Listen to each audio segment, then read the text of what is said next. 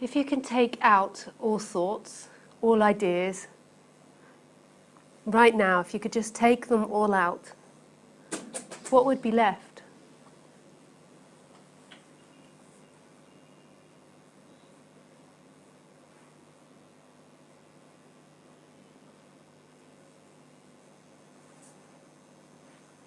If you couldn't think about what you have been, what you will be, what you're going to be, what you're not, what you shouldn't have done, what you're proud of that you've done, what would be left? What's left right now if you don't have any of these ideas about yourself?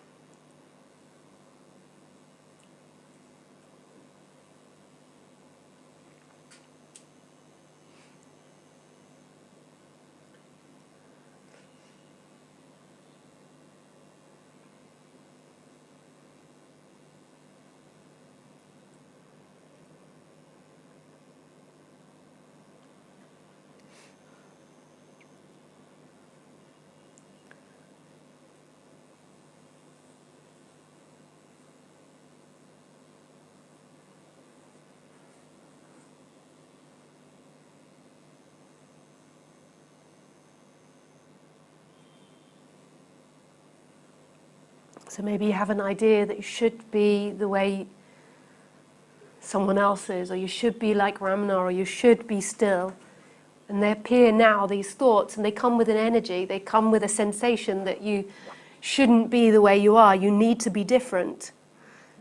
But if that just disappears momentarily, what else is left? What else is there?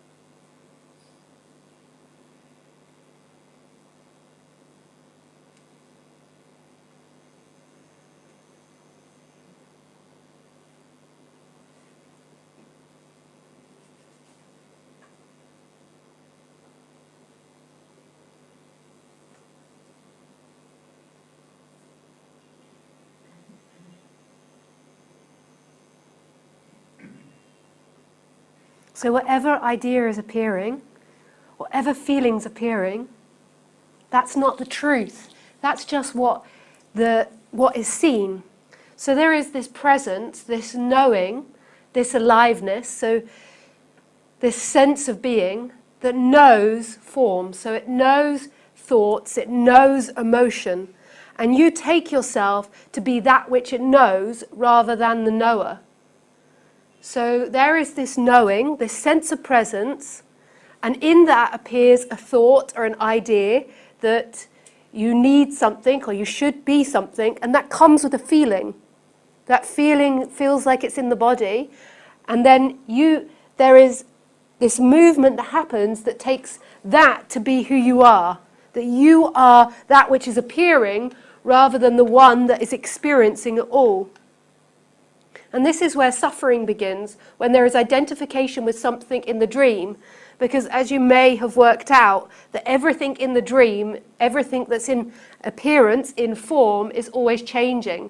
So everything you think about yourself, feel about yourself, any ideas you have about anything, all things that you have, even though some things seem pretty permanent, are going to change into something else. So a really strong belief you have will eventually change.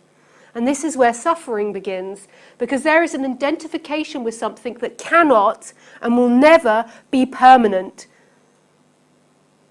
And you feel that like that's who you are. So of course you're going to suffer, because you cannot maintain who you want to be, and you cannot maintain the things outside of that, the world, to be what you want that to also be. So you cannot maintain yourself, and this is part of suffering. The full suffering is the identification with that, but the biggest part of that suffering is that everything's always moving, and you believe that it can be fixed. It can never be fixed. Nothing can be fixed, particularly who you are.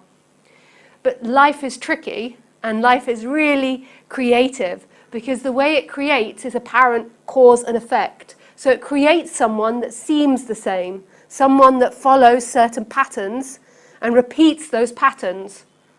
So you have a way of being, and so it seems like there is a solid you, but there really isn't. Everything you know about yourself, you are constantly changing. All information that you're receiving when you move to new places, new things, the information is updating the body, and it is changing and growing. And by the identification, by trying to be something fixed, you're stopping that natural flow. Who you truly are is that which knows everything. So that which knows the person that likes this or doesn't like this or wants this or doesn't want this. So you are that which knows that and the whole entire world. So it knows the person and it knows all things out there. And that knowing, that aliveness, that sense of presence is looking through these bodies at a world.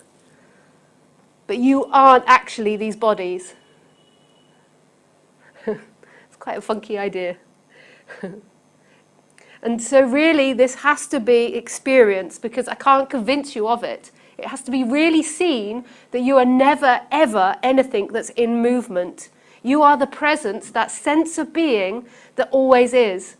So when you were 2, 3, you had this sense of presence, this sense of aliveness. And when you were younger, you weren't very identified, so it beamed. So you see children and they're beaming.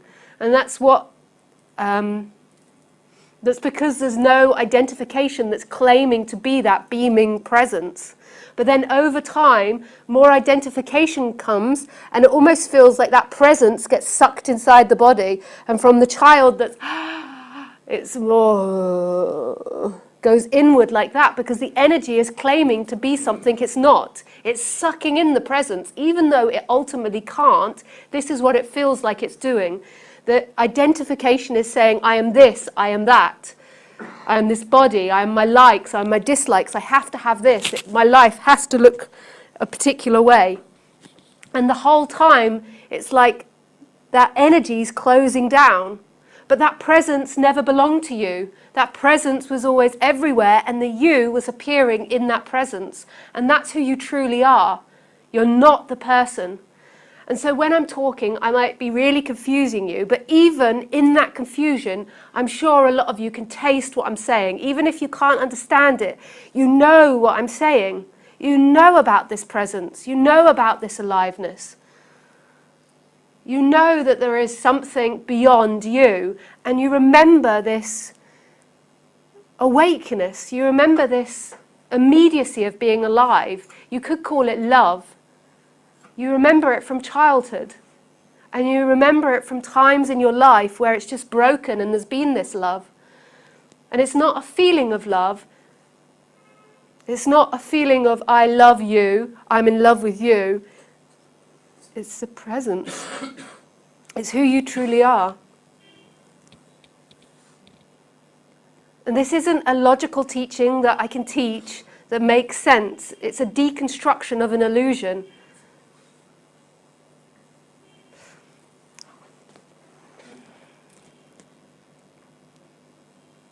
I had this really interesting experience the other night in a dream, and afterwards when I was reflecting on it, it kind of reminded me of this subject. So in my dream, so I'm sure everyone knows lucid dreaming. I have done it before, but not very often. But a few nights ago, it happened, and I woke up in the dream. So I was dreaming, and I woke up in the dream as the character. So Lisa, the character in the dream, woke up. And I was saying to myself, oh, I'm in a dream. Oh, this is funny. And I was like, I've woken up in my dream. This is really funny. And so then I could imagine, obviously, anything I wanted in the dream as that person, or I could do anything I wanted as that person. But it was really funny because it wasn't me as this Lisa that woke up. It was the character that woke up. Do you know the difference? Like, it was the Lisa inside the dream. So it wasn't this one that woke up, like this one that was dreaming the dream. It was the character. So the character was walking around the dream going, oh, I'm in a dream. This is really funny. But it was only something I knew in the dream. It wasn't the actual dreamer that woke up. Like, so I, as this Lisa, didn't know it. And this is what happens with intellectual understanding, that you can understand this intellectually in this dream. But it's not you that wakes up. It's you that dreams the you. It's that which knows that person that's walking around. So you can walk around here and be like, oh, I'm in a dream. This isn't real. And that's true in one level. But that's not the person that wakes up. It's that which is behind it. It's that which knows that person. And that presence that wakes up can never know it's woken up as such. It can express it in a character. It just is awake. So if the true Lisa woke up in my dream, I wouldn't suddenly speak in my dream and go, I'm awake in my dream. I would just know that I was awake in my dream. And my character could say, oh, the true dreamer's woken up. I'm not really this character. But the true dreamer couldn't speak in the dream because me, this person, can't speak in my dream at night. I can speak through different objects, but I can't actually speak. It would be like the voice of God. And even if the voice of God spoke, that still wouldn't actually be me. It'd be like, hello, this is the real Lisa speaking. And I've woken up. But that might be really complicated, you know. I see a lot of eyes like...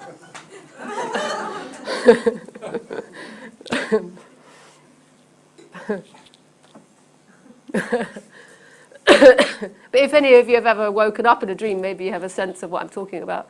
So what I'm trying to say is it's not an intellectual thing that you guys get. It's a knowing that's so deep and way beyond that. It's this presence that knows itself again. So this really isn't intellectual. So why do you speak, Lisa? Well, I just like speaking. It just comes out. I'm like...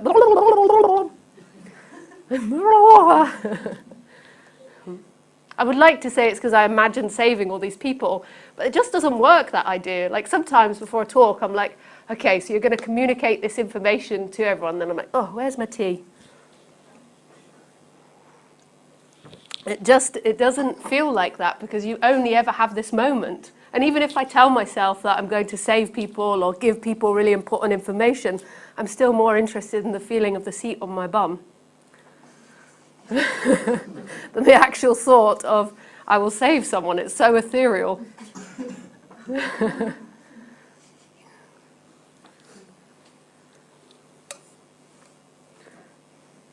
Even though I like that idea, then I'm interested in the drink again. But it comes from such a passion and such a knowing, and you can feel it when I'm actually speaking about this subject. You can feel that passion because it's not actually the character that's saying it, even though it's saying it through the character. Yeah, well, not the greatest analogy.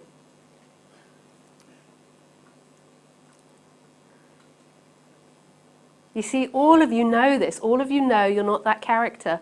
You all do. You're sitting there like, woo.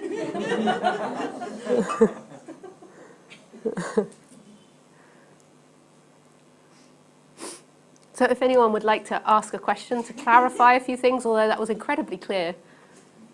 Yeah. Thanks.